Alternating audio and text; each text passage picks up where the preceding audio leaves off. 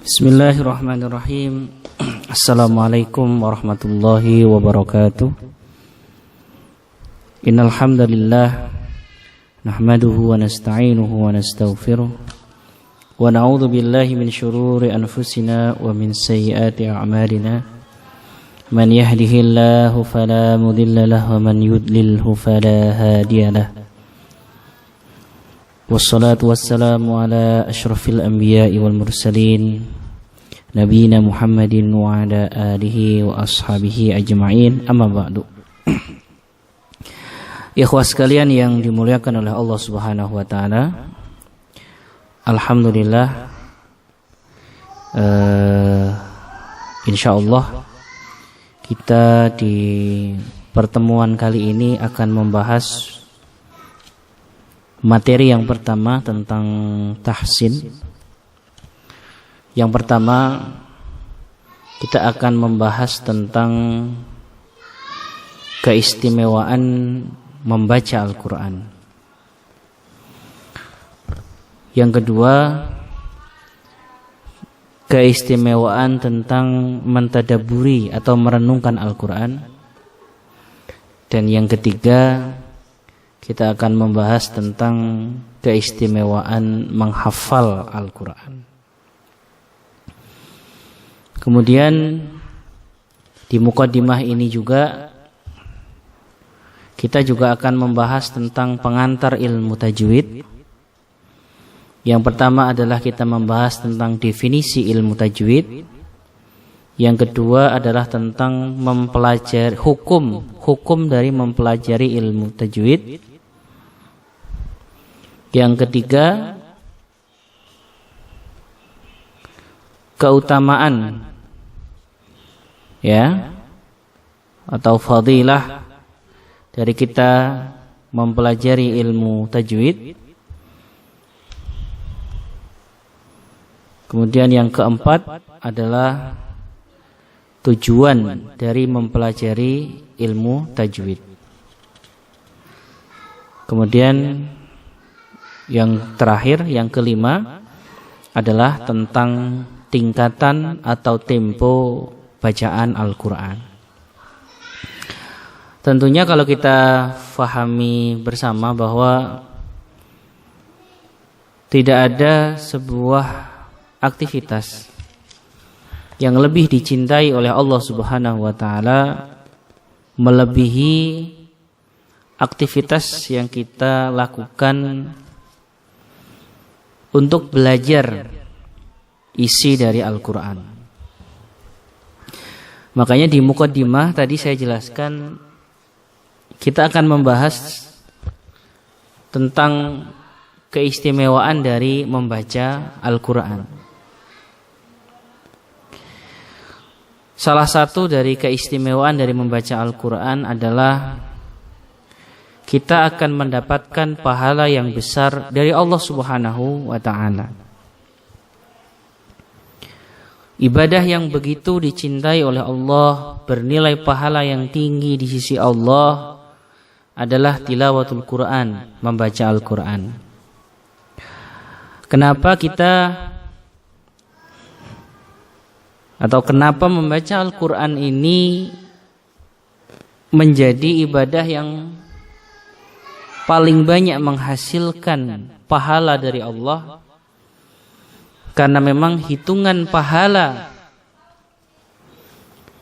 yang kita dapatkan dari membaca Al-Quran ini hitungannya adalah per huruf. Rasulullah SAW mengatakan, La aqulu alif lam mim harfun. Aku tidak mengatakan alif lam mim ini adalah huruf, satu huruf. Walakin alifun harfun. Alif adalah satu huruf. Walamun harfun, dan lam adalah satu huruf. Wa mimun harfun, dan mim adalah satu huruf. Maka ketika kita membaca alif lam mim, maka kita akan mendapatkan pahala dari 3 huruf. 3 huruf ini dikalikan 10. Man jaa bil hasanati, orang yang orang yang melakukan satu kebaikan, falahu bi asyri amthaliha, maka dia akan mendapatkan lipatan pahalanya menjadi 10.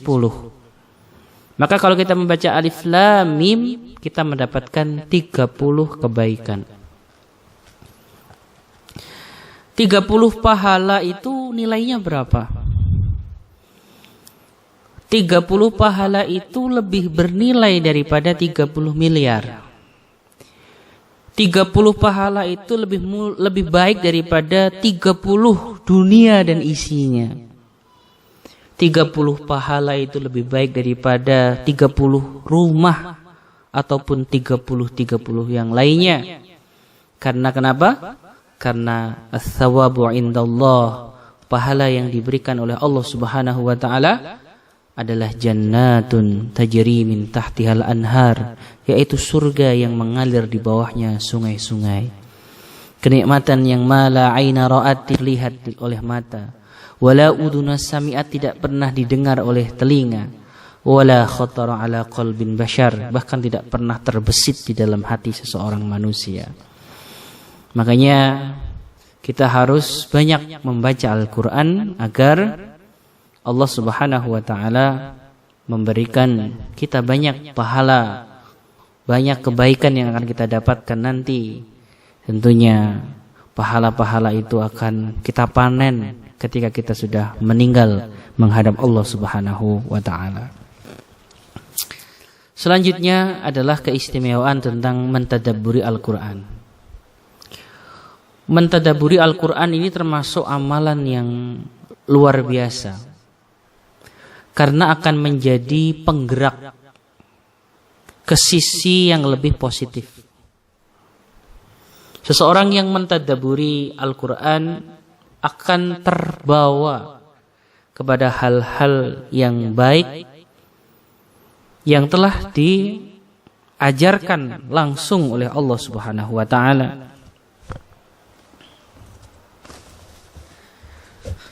Rasulullah Shallallahu Alaihi Wasallam bersabda di dalam hadis yang diriwayatkan,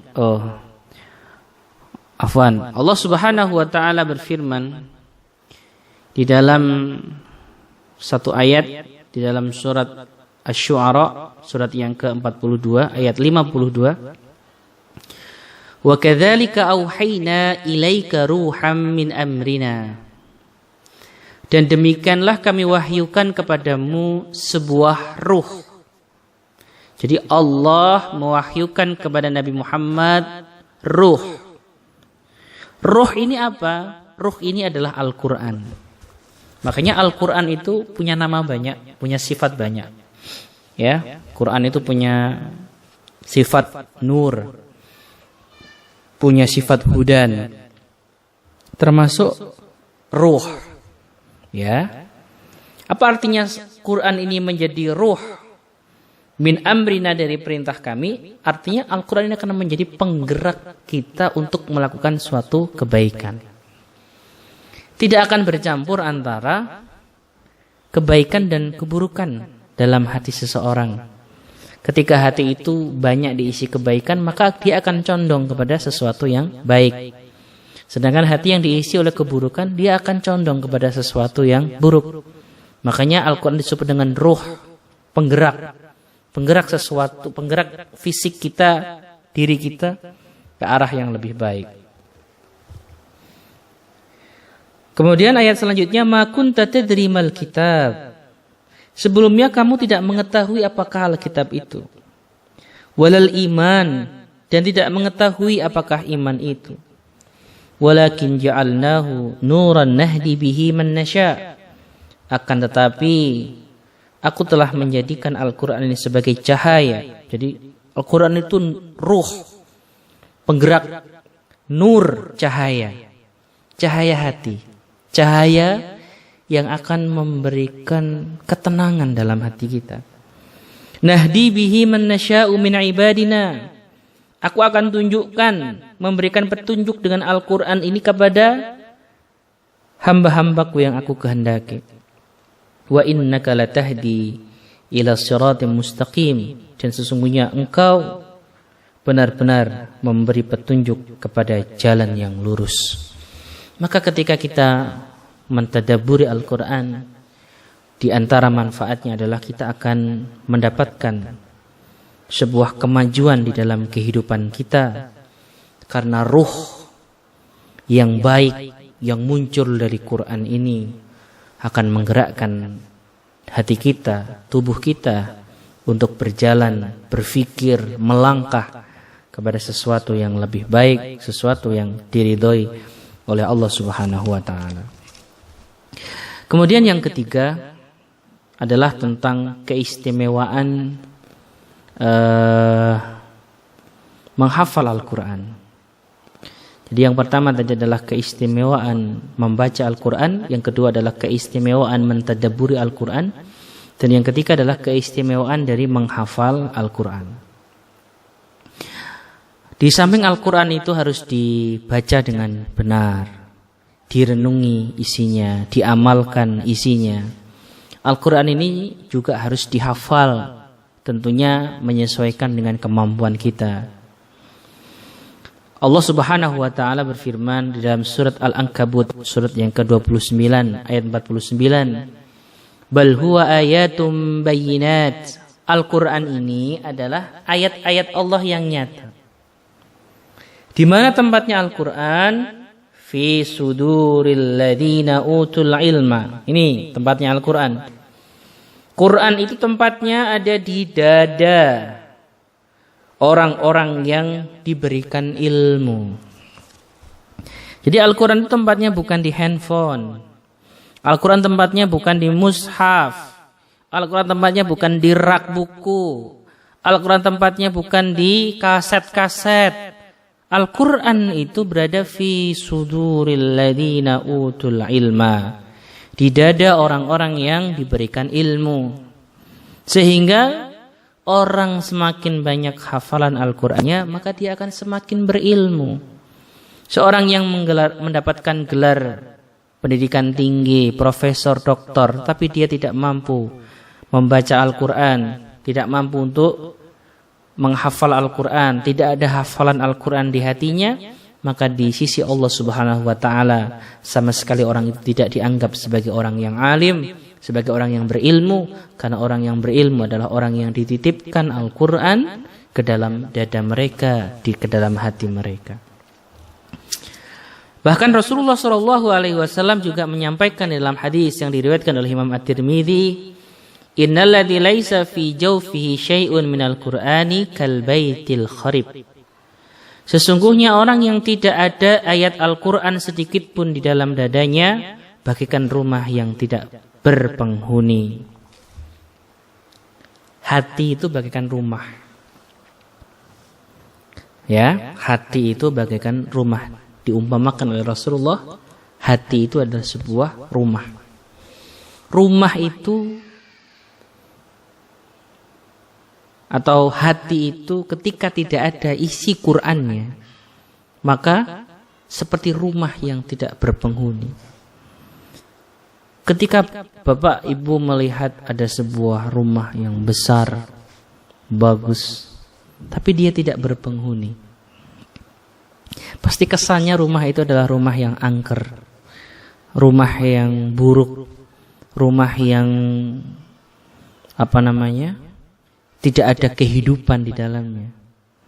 Ya, makanya Rasulullah SAW mengatakan, sesungguhnya orang yang di dalam hatinya tidak ada ayat Al-Quran itu seperti rumah yang tidak berpenghuni, kotor, berdebu, roboh. Ini kesannya rumah-rumah yang tidak berpenghuni, serem, angker. Ya, makanya kita harus berupaya sedikit, satu hari satu ayat, one day one ayat, satu hari satu baris, ya, sehingga benar-benar apa yang kita baca, kita hafal, ini akan menjadi amal soleh yang banyak, yang luar biasa yang akan kita dapatkan. Itu terkait tentang muqaddimah yang isinya adalah tentang keutamaan membaca Al-Quran, keutamaan mentadabburi Al-Quran, dan keutamaan menghafal Al-Quran. Sekarang di pembahasan selanjutnya adalah tentang pengantar ilmu tajwid. Di dalam pengantar ilmu tajwid ini, para ulama tajwid mendefinisikan tajwid dengan definisi ikhraju kulli harfin min makhrajihi ma'a i'ta'ihi haqqahu wa mustahaqqahu.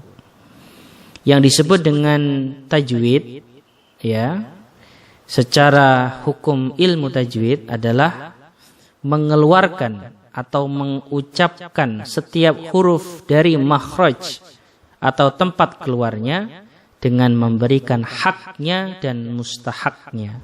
Haknya adalah hak huruf itu, mustahaknya ini adalah sesuatu yang atau berhubungan dengan huruf tersebut.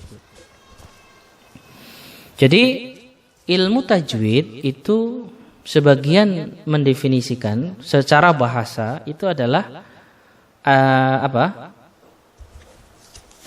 at-tahsin, ya, at-tahsin atau membagusi, memperindah, memperbagus, memperbaiki. Yeah.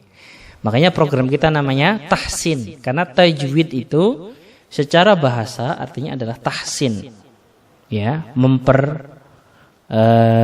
memperbaiki atau memperindah. Ini tahsin.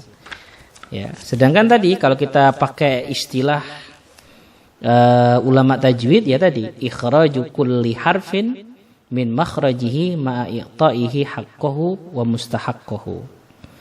Ya, jadi memberikan setiap huruf dari makhrajnya.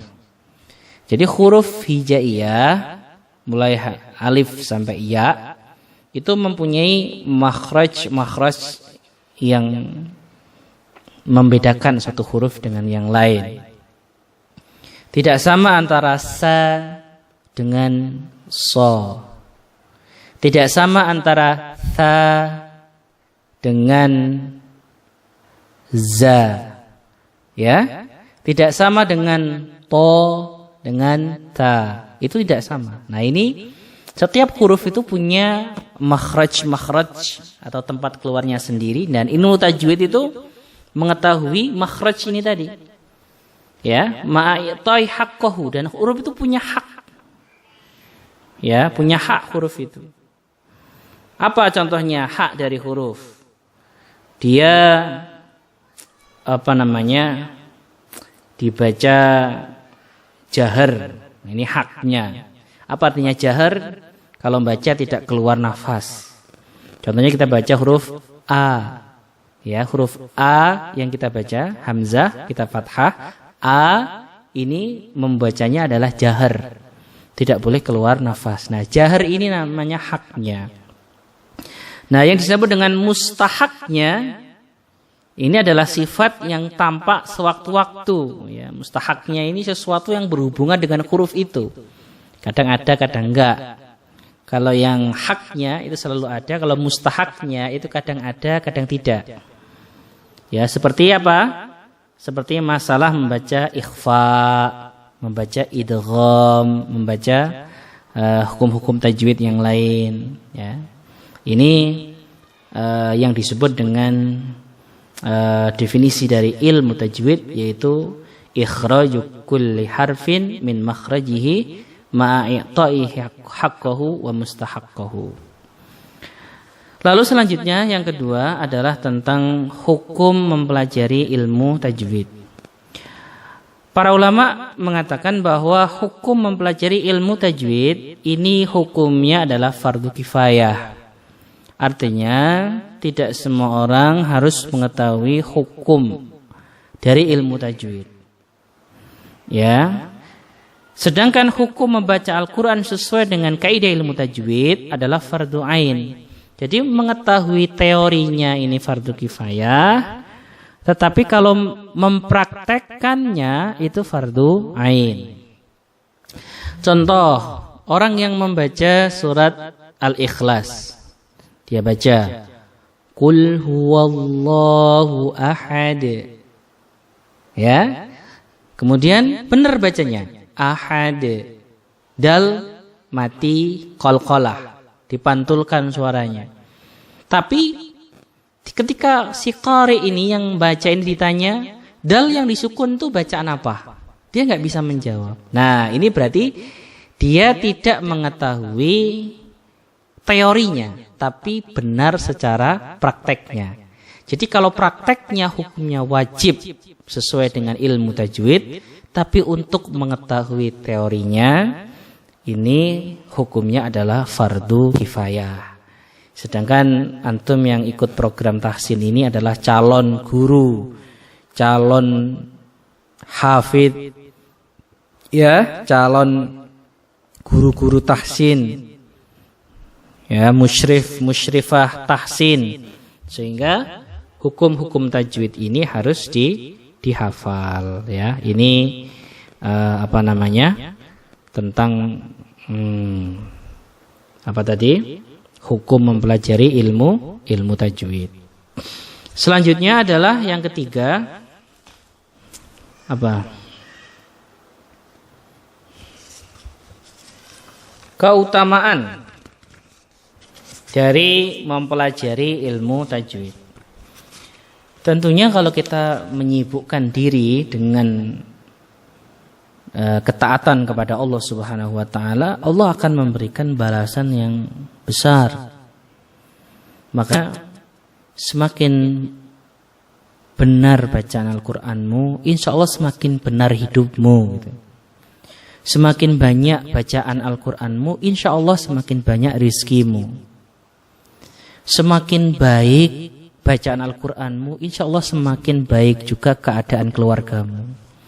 Karena sesuatu ketika kita sibukkan waktu kita untuk Allah Subhanahu wa taala, Allah akan menurunkan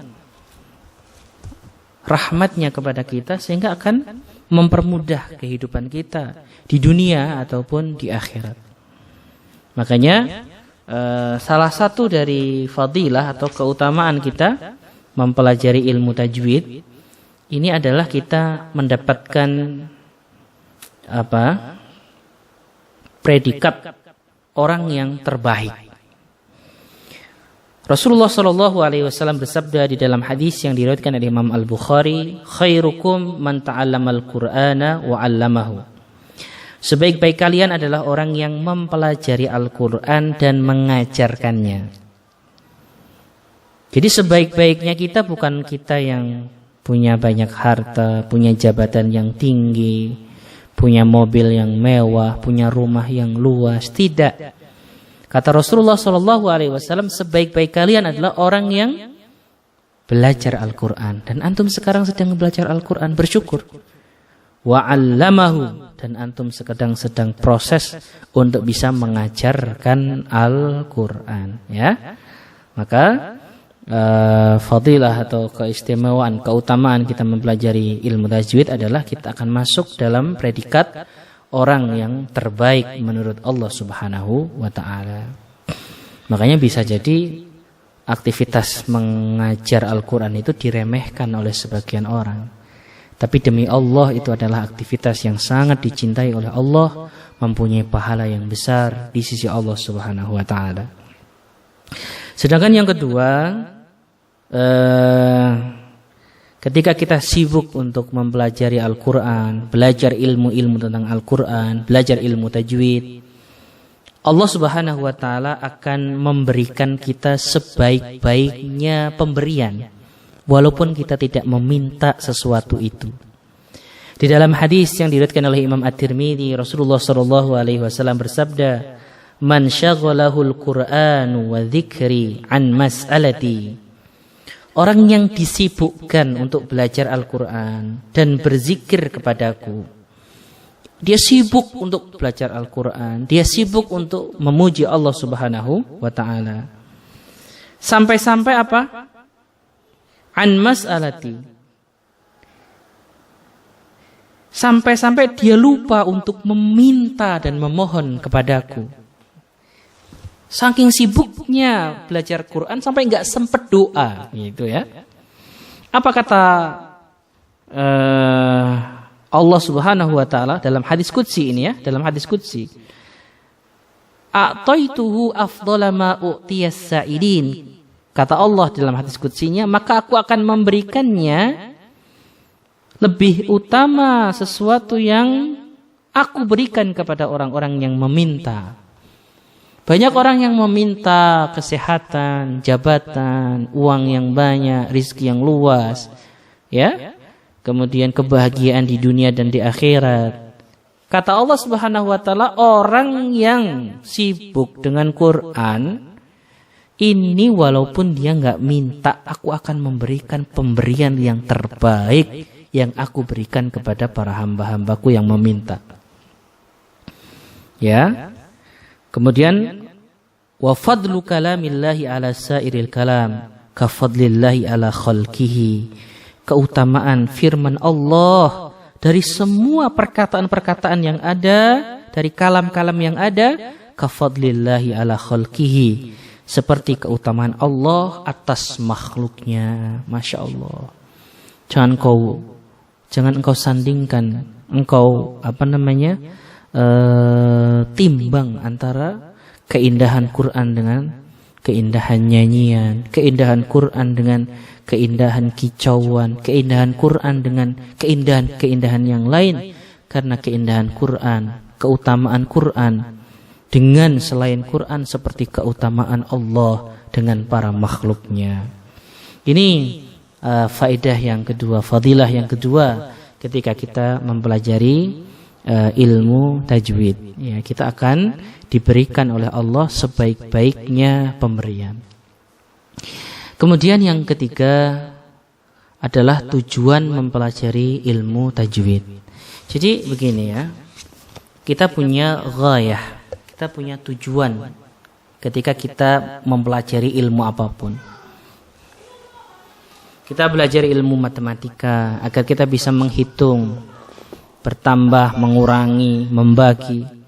Kita mempelajari ilmu IPA agar kita bisa mengetahui fenomena alam dan juga yang lainnya. Sedangkan ketika antum bertanya tentang keutamaan tujuan dari mempelajari ilmu tajwid adalah orang yang mempelajari ilmu tajwid itu punya tujuan mulia, yaitu menghilangkan kesalahan lidahnya dari membaca Al-Quran. Ya, dia berupaya nih agar bacaan Qur'annya ini benar. Dia berupaya agar bacaan Al-Qur'annya ini tidak salah, tidak merusak arti Al-Qur'an. Ya, karena kesalahan itu yang fatal itu akan merusak arti dari Al-Qur'an. Makanya tujuan kita mempelajari Al-Qur'an adalah saunul lisan, menjaga lisan kita anil khata'i, dari atau anil lahni, dari sebuah kesalahan inda tilawatil Qur'an, ketika membaca Al-Qur'an. Ya. Nah, kesalahan dalam membaca Al-Qur'an itu ada dua. Yang pertama adalah al-lahnu al-jali, kesalahan yang fatal. Ya, namanya adalah al-lahnu al-jali, kesalahan yang fatal. Apa kesalahan yang fatal? Al-lahnu al-jali ini adalah kesalahan yang sampai merubah arti. Ini namanya al-lahnu al-jali. Apa contohnya? Membaca ain dibaca hamzah. Ya, kita baca alamin, kita membacanya alamin. Nah, ini termasuk khata atau al-lahnu al-jali, kesalahan yang merusak arti. Atau tadi kan merubah huruf. Atau kita memanjangkan yang pendek. Ini juga al-lahnu al-jali. Ya.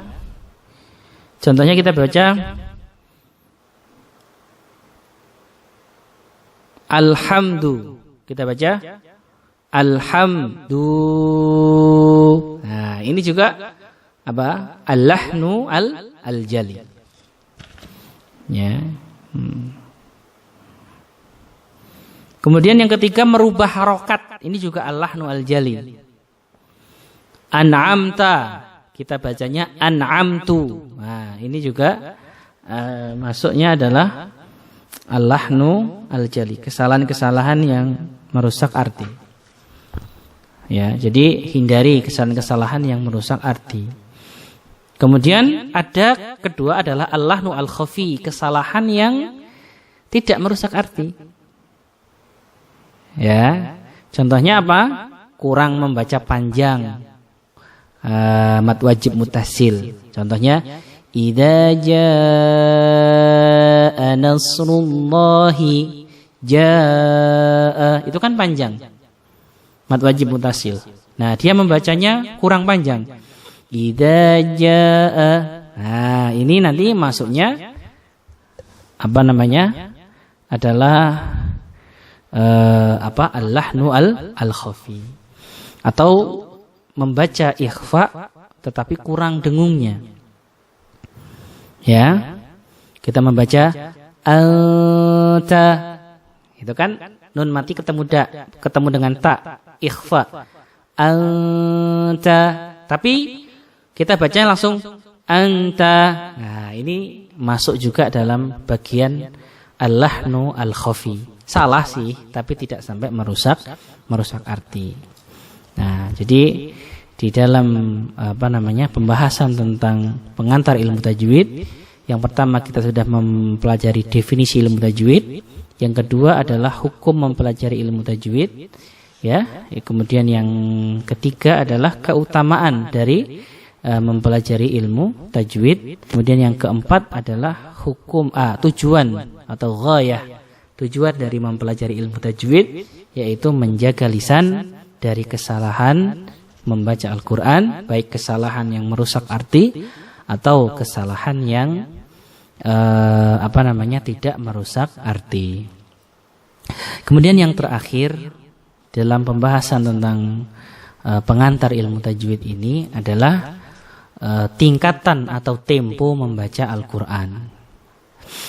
Para ikhwah yang dimuliakan oleh Allah, tempo membaca Al-Quran itu para ulama membagi menjadi, kalau di bukunya menjadi 4, ya.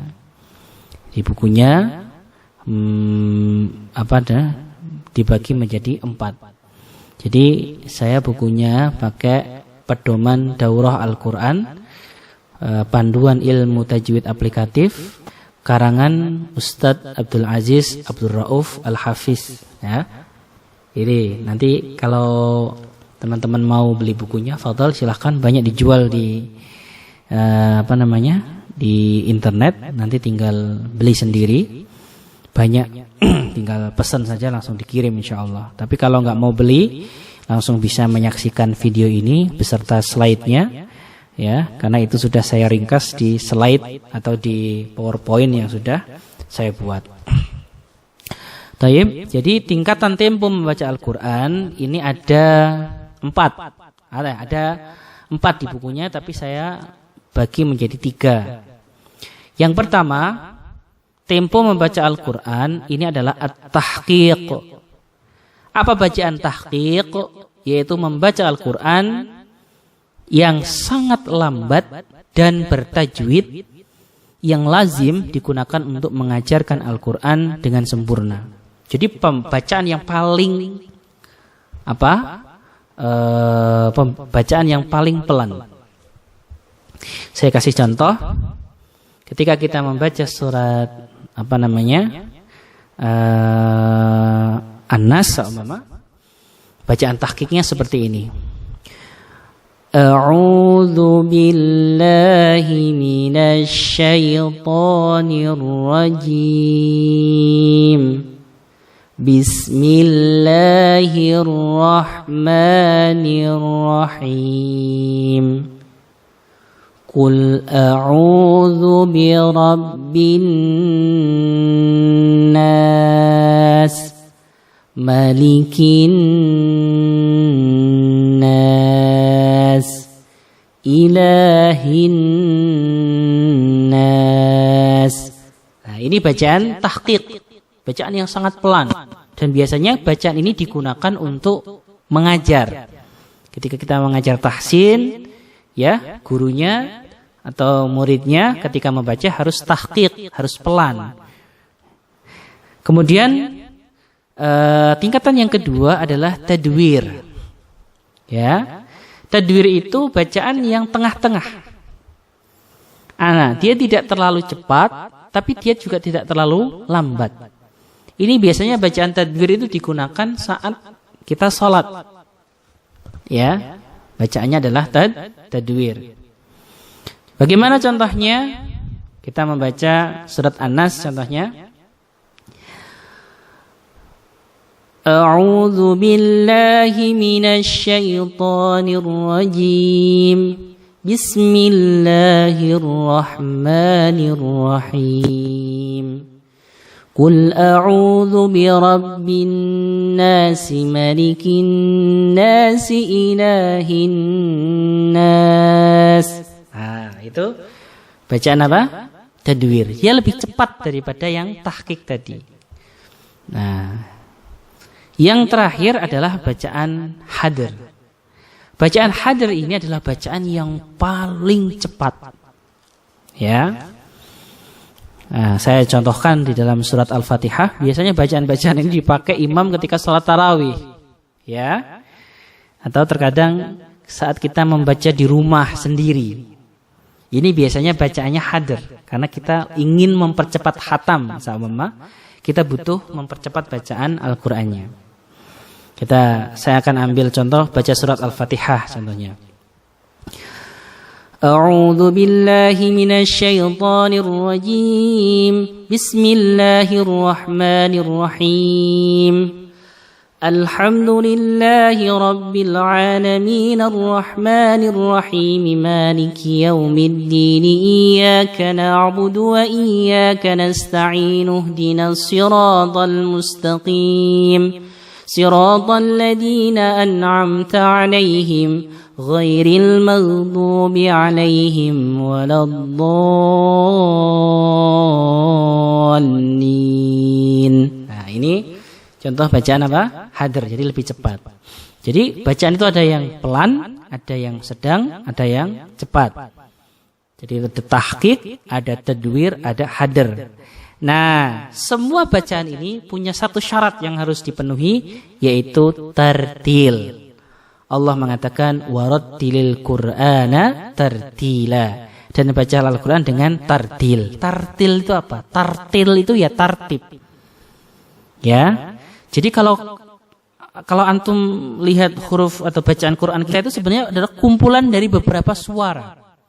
Contohnya bismillah ya. Dari bismillahirrahmanirrahim. Ini kan susunan itu kalau kita baca tartil berarti antara satu susunan dengan susunan yang lain ini tidak